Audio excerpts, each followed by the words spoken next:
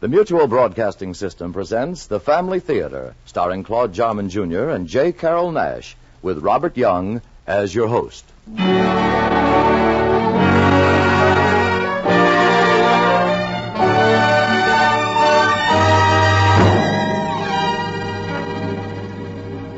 More things are wrought by prayer than this world dreams of.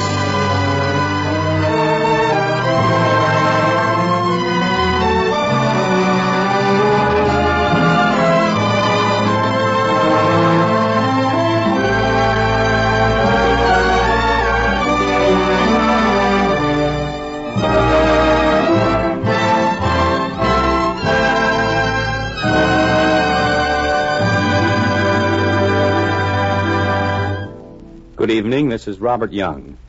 I hope that by now listening to Family Theater has become a habit with you. It ought to be, because Family Theater is your program, you know, dedicated to your family. The idea for this program came from among you in the radio audience. You asked that we, the performers of pictures and radio, and the technical people, get together and bring you, the Family Theater, to acknowledge all the fundamental things we deeply believe in. We believe as you do, that a happy family is just about the greatest thing a man could wish for. And we sincerely believe that prayer, family prayer, prayers asking God for His help, and prayers acknowledging that help, will keep our families together and happy.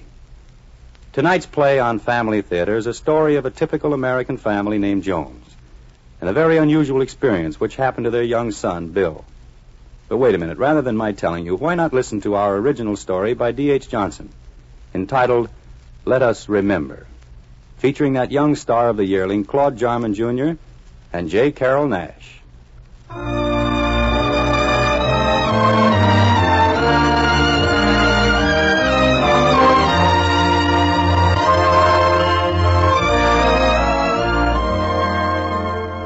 It's been said that the sad thing about being young is that you're never old enough to appreciate it.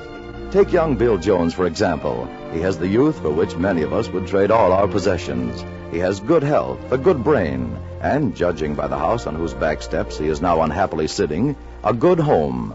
And yet, to his pal Skinny, Bill is saying, Gee, I wish I was an old man. I wish I was real elderly. I wish I was 35 or 40 even. Yeah? And what would you do? Nothing. I'd have already done it. Done what? Made my money. Oh. Yeah, then I wouldn't need to worry like I'm doing now about where am I going to get $1. Gee, $1 little, and if I don't get it, I'm sunk. You still beating your gums about that? Gee whiz, Skinny, who wouldn't? You know what I promised, don't you? A guy can't go back on his promise, can he? It's been done. Not by me. I told the guys I'd meet him at the drugstore at noon Saturday, and I'd have $1 to buy 'em all sodas. And I've got to be there at noon. Well, it's 11 now. Don't I know it? Where you going to get $1? That's you. Always bringing up a fresh subject. Say, you haven't got $1, have you? Hey, I know. Maybe your sister could let you have it. You ask Julie. I did. You mean she would... Yeah, she tried to borrow $1 from me. Oh, that's girls for you. They got no idea of the value of money. Oh, hey, I got it. Your dad's home today, ain't he? No use asking him, Skinny. Why not? Your dad's a swell guy. Not this morning. Huh? He's in the den, working on his income tax. Oh. I don't know what gets into people when they're working on their income tax. You say the slightest word and they're liable to blow their top. Oh, it's just the money. You know how old people worry about money. Yeah, what good does worry do? Gee, I wish I had $1. Well, look, Bill, go on. Ask your dad anyway. If you use the right approach, it's a cinch. Approach? Why, sure. Sneak up on him. Let him see what a swell son you are. Then you're in. That's the way you get money from your dad? Well, it don't work for me. My dad knows me. But with you, it's a pushover. Okay, Skinny. I'll try it. You wait here. Happy landings. Gee, I can taste that soda already.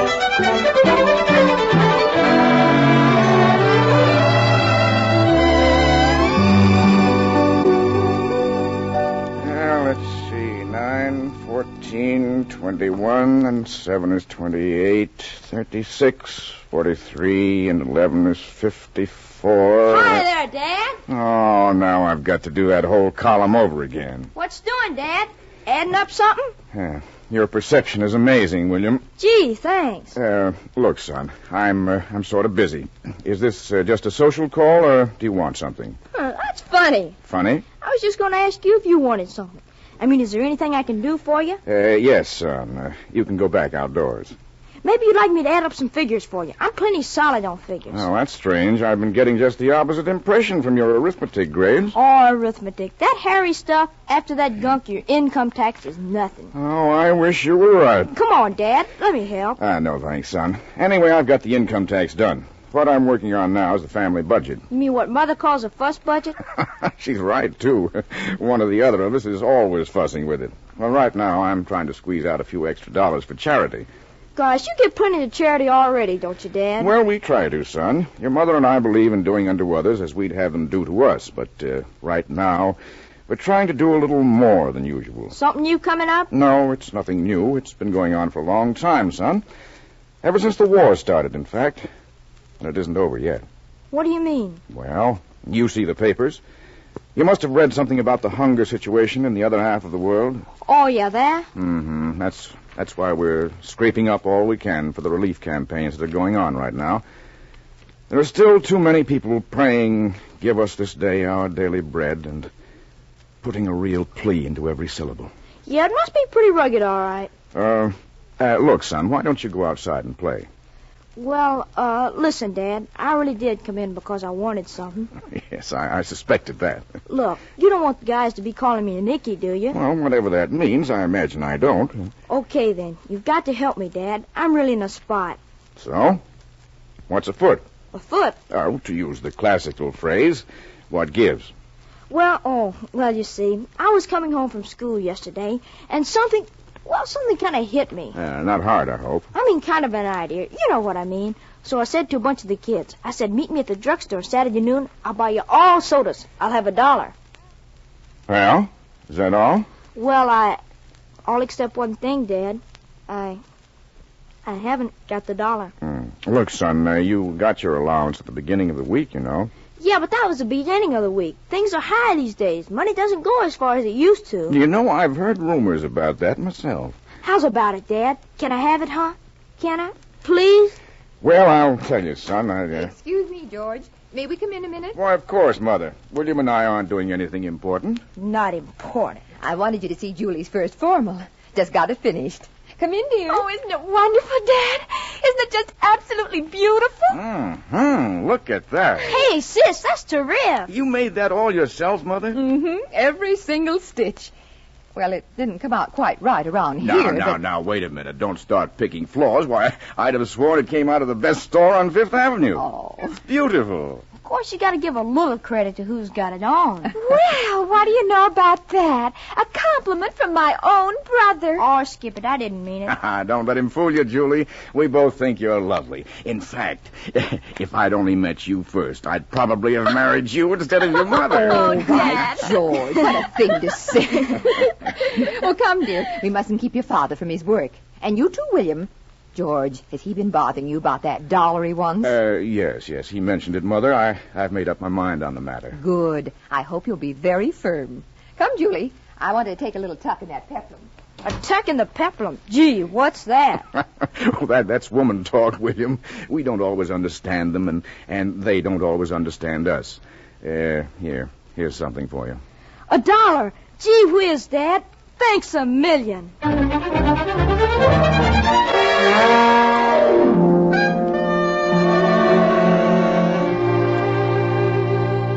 I got it, Skinny. Look. Oh, boy, a whole buck.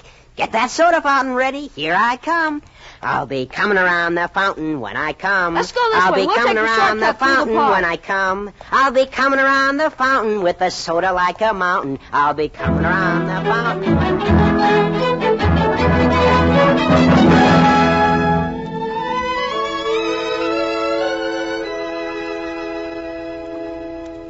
Well, come on.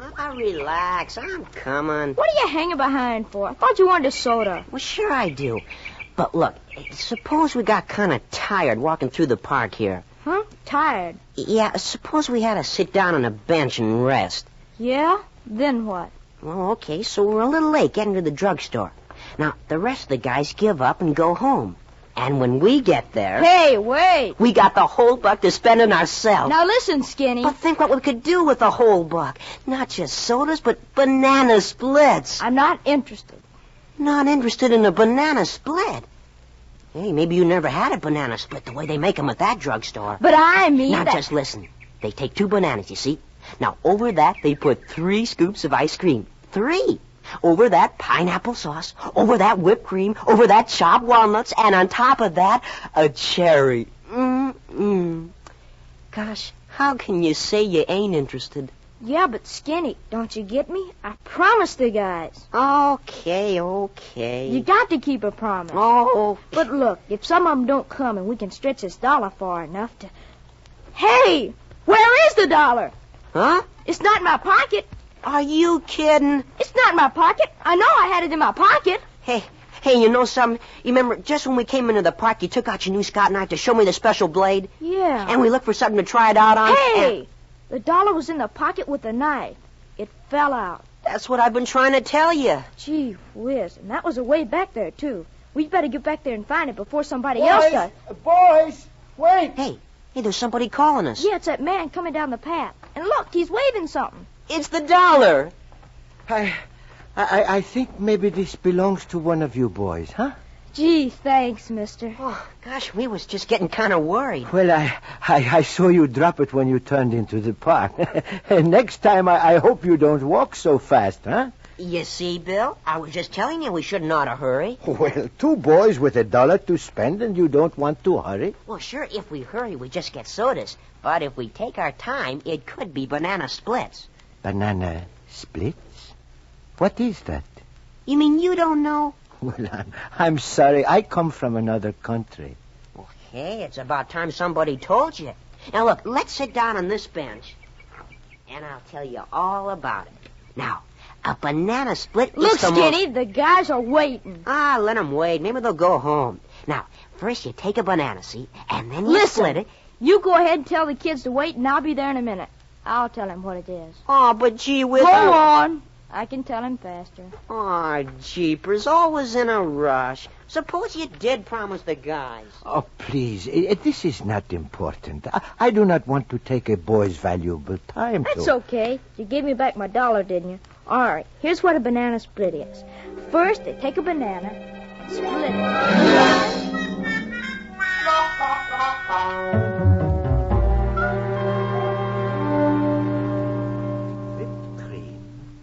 Chopped walnuts and a cherry?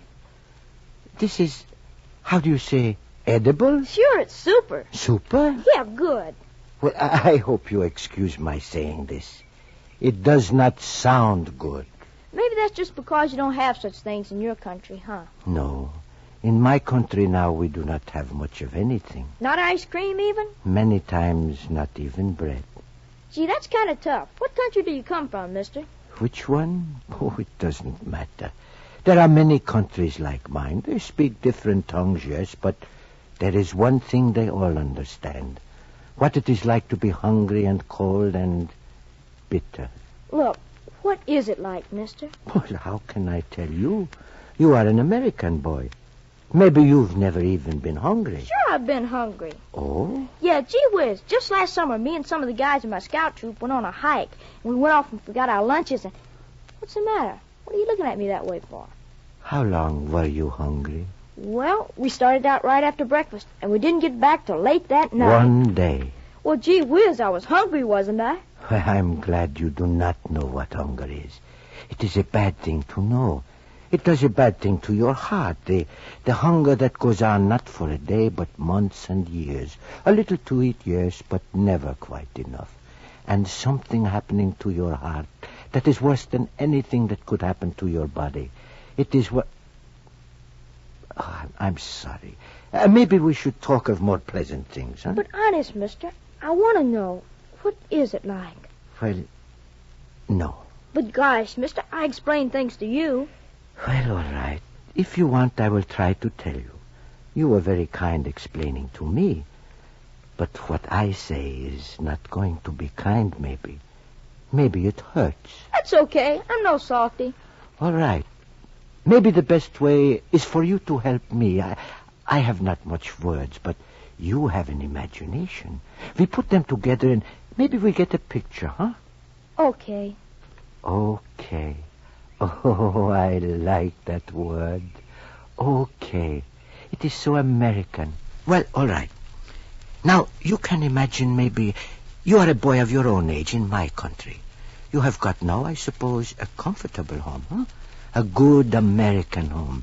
And a family? Sure, Mom, Dad, and my sister. So. But this boy you are imagining yourself to be, he would not have this comfortable home. Once he did, but it was bombed, destroyed. So you are living now maybe in a cellar. You and your mother and sister. Your father, well, like most of the fathers in my country, he was in the military and maybe he did not come back. So you are wearing rags and you are cold. And as for food, well, it has been a long time since you have seen anything like good meat or milk or bread. A long time. But you have not forgotten what they are like. Because food, any food, is the thing that is always in your mind. Always you are saying...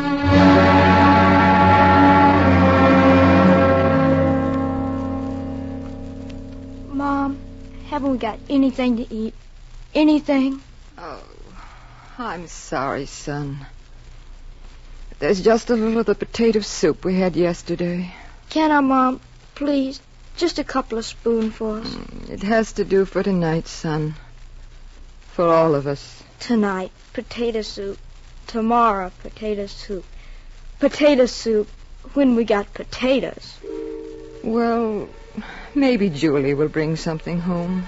Okay, Mom. I'll wait. You're a good boy, William. You don't complain very much. Oh, I guess I haven't much to complain about compared to you, Mom. Now, don't you worry about me, William. This trouble will all be over someday. Someday. Someday. But when? I don't know, son. I don't know. Oh, Julie? Julie. Did you get anything? Did you get any food, sis? Nothing. No. Nothing.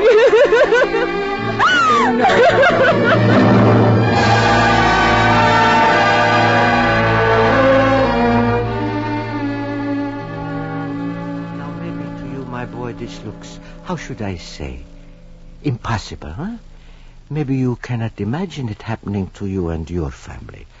But it has happened to families just like yours. Much worse has happened. Things I cannot even tell you because you are a boy. A good boy. A fine boy.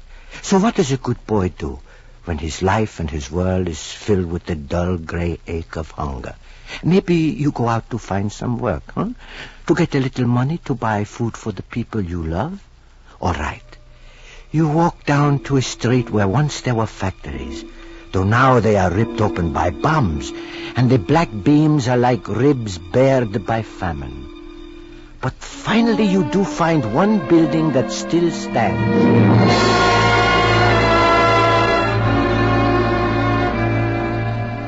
Please, is there any kind of a job I could get here? Run along, kid. Please, any kind of a job. I'll do anything. Please. How can I give anybody a job? I have no machines, no materials, no nothing. Now, get out!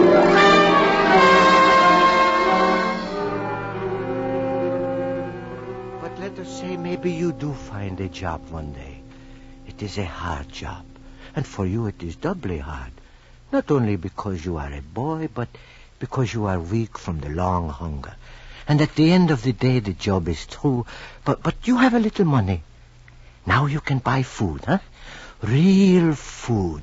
No more potatoes, no more moldy crusts. Good bread and meat, huh? All right.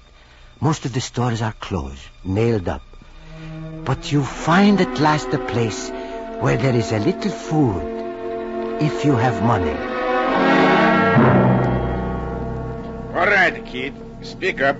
Don't just stand there staring. What do you want? Could I buy a little of that meat? Meat? Sure. You got a lot of money? Well, I've got some money. Look. Money. You call that money? What do you think you can buy with that? Get out.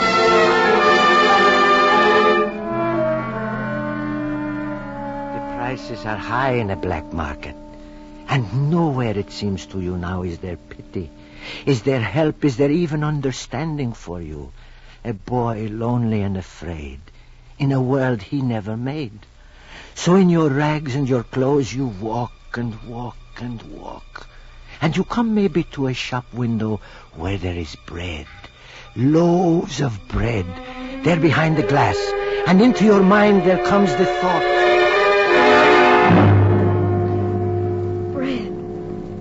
Bread. If I could only get a loaf of that bread. I can! Come back here! Come back here! What do you think you're doing? Break my window, will you? Please, mister, please, don't hit me! Steal my bread, will you? No, mister, please! You thief! You thief! I'll teach you!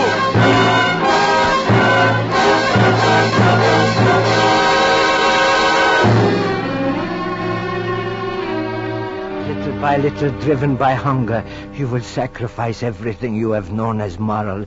Soon you will not only steal, you will kill to get what you want. And you and your gang will form a hard little island of hate and bitterness. You will grow up into a group of men pitted against everything that is decent in the world. But I don't want to do that. And someday to your islands of hate, maybe there'll come another Hitler. And he'll mold your hunger and your bitterness and your disregard of all morals into another war. And he'll lead your generation into more years of senseless destruction. But I don't want that to happen. I don't want another war. I don't want it.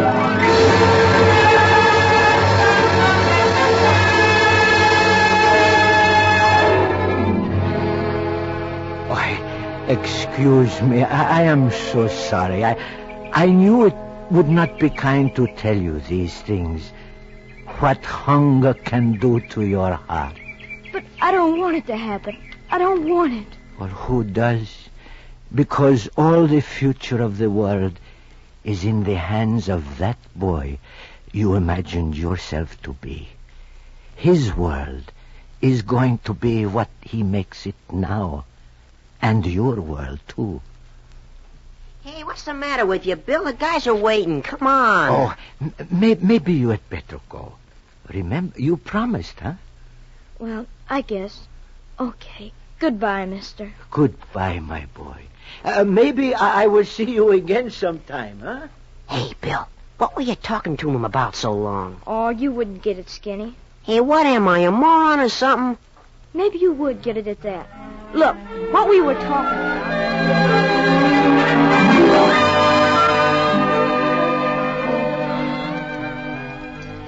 Well, everything's on the table, George. Guess we might as well go ahead and eat. Julie has to get dressed for the prom, you know. I wonder what can be keeping that boy. Oh, you know how it is, Dad. He went out with a bunch of his friends. Boys don't have any sense of responsibility.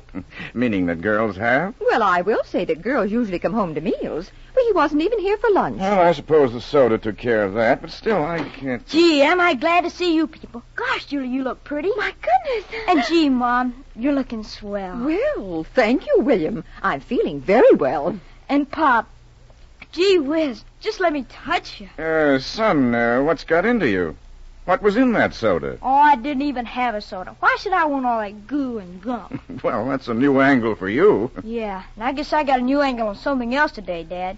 You remember what you said to me this morning about trying to scrape up some money for the relief campaigns? Now, don't tell me you actually heard me. I did, Dad. And you can turn this in when you turn in ours. My gracious. What's that? Look at all the money. $3.43. One of the dollars is what you gave me, Dad. The other one belonged to Skinny. He had it all the time. Can you imagine it? And the rest comes from all the guys in the neighborhood. The guys in the neighborhood? Yeah, the fellas at the drugstore. I gave them a real pep talk. I really cracked down on them. You? Out soliciting contributions for famine relief? And why not? I got a brain, haven't I? I can see the need, can't I? Well, you've certainly never shown any signs of it before. Signs of what, a brain? Oh, children, please. Now, let's eat our dinner. Thank you, Mother. William, will you say grace? Me? You mean me? Yes, I think you've shown that you're old enough to begin. Gee whiz. Okay.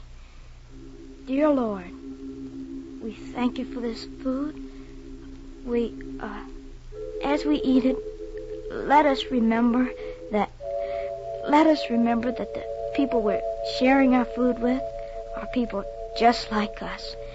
And help us to help them to help us to build us all a better world. Amen.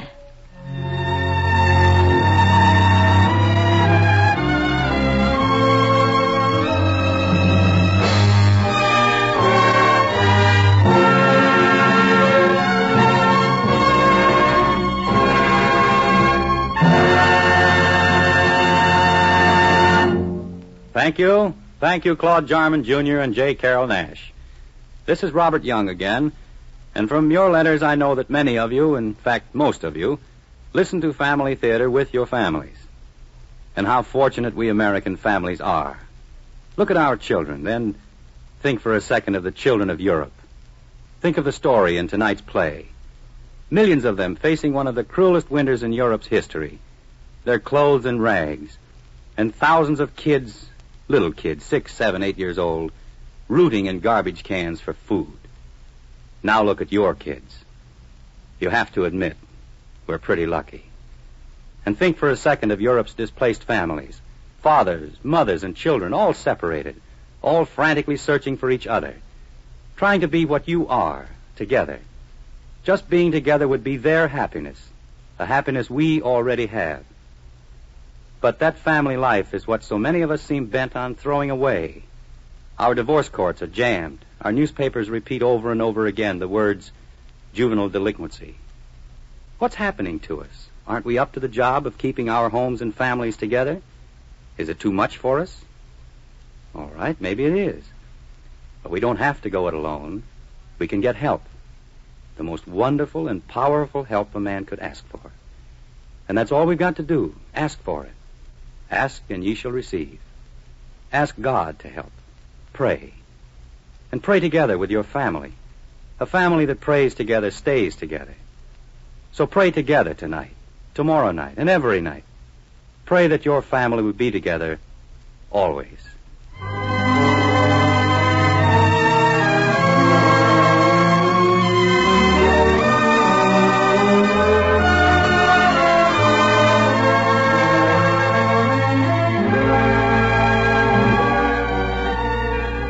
Our thanks to tonight's stars, Robert Young, Claude Jarman, Jr., and J. Carroll Nash. Before saying goodnight, we want to express our thanks to all of you who have helped make this program possible. Thanks also to Fred Mackay for directing our play tonight, and to our producer, Bob Longnecker. Next week, our stars on the Family Theater will be Edward G. Robinson, Pat O'Brien, and Bill Williams in an original story by True Boardman entitled Work of a Lifetime.